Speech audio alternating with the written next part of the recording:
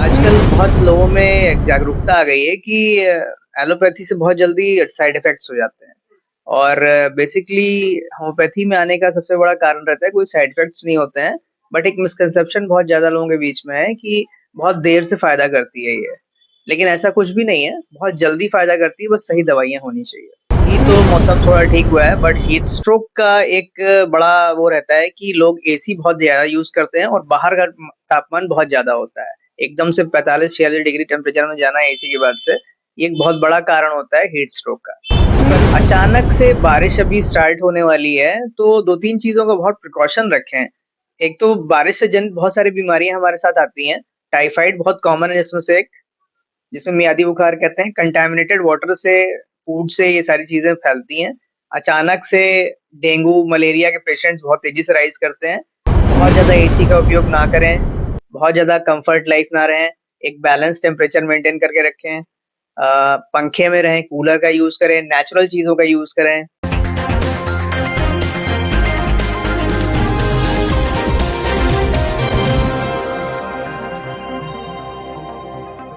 नमस्कार, मैं कीर्ति और आप देख रहे हैं जीके न्यूज़। मौसम जो है वो एकाएक बदलने लगा है। अभी तक तो लोगों को भीषण गर्मी और लू का सामना करना पड़ रहा था। हालाँकि जैसा कि मौसम विभाग की तरफ से कहा गया था कि 23 जून से प्रदेश में जो है वो मानसून दस्तक दे सकता है और लखनऊ में बारिश भी हो सकती है और ऐसे आसार अब बनने लगे हैं। बारिश एक तरफ तो बहुत ही खुशनुमा माहौल लेकर आ रहा है अपने साथ, लेकिन कहीं न कहीं बीमारियों का खतरा भी बढ़ जाएगा। इन बीमारियों से हम कैसे बच सकते हैं? क्या प्रिकॉशंस लेने चाहिए? और हमें पहले से क्या तैयारियां करनी है इन बीमारियों से बचने के लिए कि अपने आप को सुरक्षित रखने के लिए इसको लेकर तो अभी हमारे साथ मौजूद है डॉक्टर तनुज पुरवार जी। सर, बहुत बहुत स्वागत है आपका। धन्यवाद। सर, पहले तो आप थोड़ा सा अपने बारे में बताइए कि काम शुरू किया डॉक्टर का और कितने पेशेंट्स लगभग आप देखते हैं। मेरा नाम डॉक्टर तनिष पुरवार है और मैं करीब 9 साल से प्रैक्टिस कर रहा हूँ। डॉक्टर पुरवार्स होम्योपैथी के नाम से गोमती नगर में क्लिनिक है मेरा, विशालखंड में। और मैं आए दिन करीब 10 से 12 पेशेंट्स करीब देखता हूँ और होम्योपैथिक फिजिशियंस हैं, तो बहुत जल्दी रिस्पॉन्स मिलता है, बहुत जल्दी इम्यूनिटी बढ़ती है लोगों की। जनरली बच्चे मेरे पास ज़्यादा आते हैं। बच्चे ज्यादा आते हैं। बच्चों के ज्यादा आने की क्या बड़ी वजह है? बदलता मौसम है। नहीं, बदलता मौसम नहीं है इसका वजह। बेसिकली आजकल बहुत लोगों में जागरूकता आ गई है कि एलोपैथी से बहुत जल्दी साइड इफ़ेक्ट्स हो जाते हैं और बेसिकली होम्योपैथी में आने का सबसे बड़ा कारण रहता है कोई साइड इफ़ेक्ट्स नहीं होते हैं, बट एक मिसकंसेप्शन बहुत ज़्यादा लोगों के बीच में है कि बहुत देर से फ़ायदा करती है ये।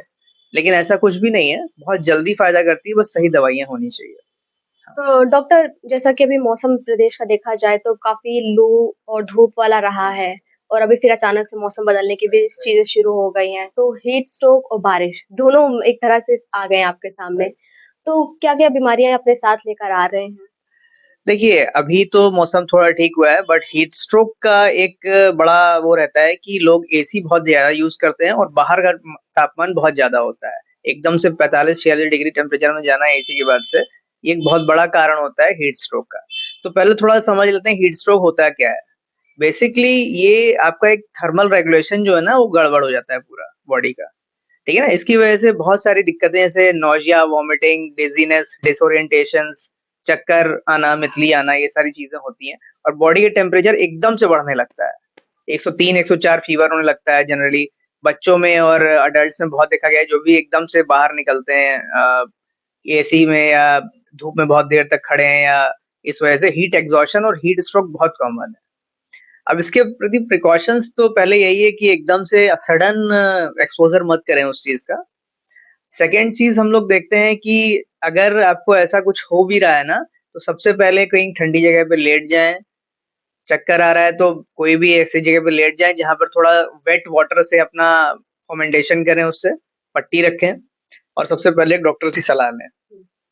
उसके अलावा डॉक्टर, हीट स्ट्रोक के बारे में आपने बहुत अच्छी जानकारी दी और हमें लगता है ये दर्शकों के हमारे काफ़ी काम भी आने वाला है। उसके अलावा जैसे मौसम बदल रहा है, बारिश से लोग काफ़ी खुश हो रहे हैं, लेकिन वो देख नहीं पा रहे कि इसके साथ-साथ कई बीमारियाँ भी आ रही हैं। Right, right. अचानक से बारिश अभी स्टार्ट होने वाली है, तो 2-3 चीज़ों का बहुत प्रिकॉशन रखें। एक तो बारिश से जनित बहुत सारी बीमारियाँ हमारे साथ आती हैं।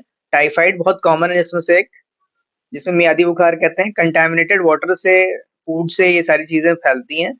अचानक से डेंगू, मलेरिया के पेशेंट्स बहुत तेज़ी से राइज़ करते हैं।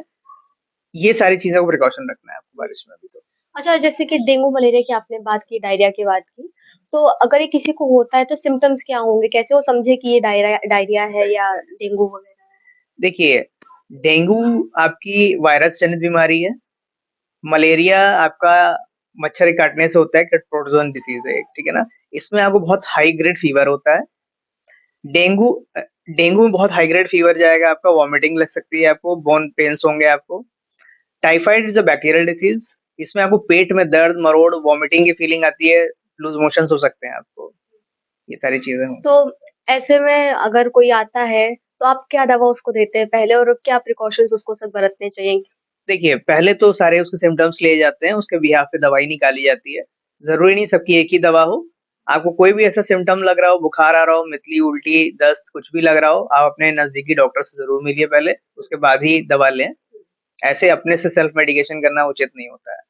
डॉक्टर एक सवाल और था, जैसे आपने कहा कि एसी से निकलकर सीधा धूप में जाना या धूप से निकलकर सीधा एसी में आना, ये बहुत बड़ा समस्याओं को जन्म देता है। कई बार देखा गया है कि जो पेरेंट्स होते हैं वो अपने बच्चों को बचपन से ही एसी में रखते हैं। तो बच्चों को किस तरीके की समस्याओं का सामना करना पड़ता है? देखिए, मैं आपको एक जनरल बताऊँ, जितना आप एसी में सारी चीज़ें रहेंगे, जितना कम्फर्ट लाइफ़ रहेंगे ना, उतना ही आपकी इम्यून सिस्टम ना बहुत ज़्यादा एक्टिवेट नहीं हो पाएगा। वो बाहर की चीज़ों से लड़ने के लिए बना हुआ है, तो उसको वो पूरा एनवायरनमेंट मिलना चाहिए ताकि आपकी इम्यून सिस्टम प्रॉपर तरीके से काम करे। बच्चों को बचपन से एसी में रखना, ये it's not a good advice. आप उसको हर चीज़ मिट्टी में खेलने के लिए दीजिए, मिट्टी में खेले, पार्क में खेले, सारी चीज़ें करे। अचानक से सर्दी और गर्मी होना, ये भी एक बहुत बड़ा कारण है कि आपका इम्यून सिस्टम अचानक से वेदर चेंज होता है, तो उसका कोप अप करने में बहुत दिक्कत होती है उसको। इसीलिए कई लोग बच्चे बीमार पड़ जाते हैं अक्सर। अचानक से आप जाएँगे तो एक तो थर्मल रेगुलेशन आपका चेंज होगा, इम्यून सिस्टम गड़बड़ हो जाएगा आपका सारा।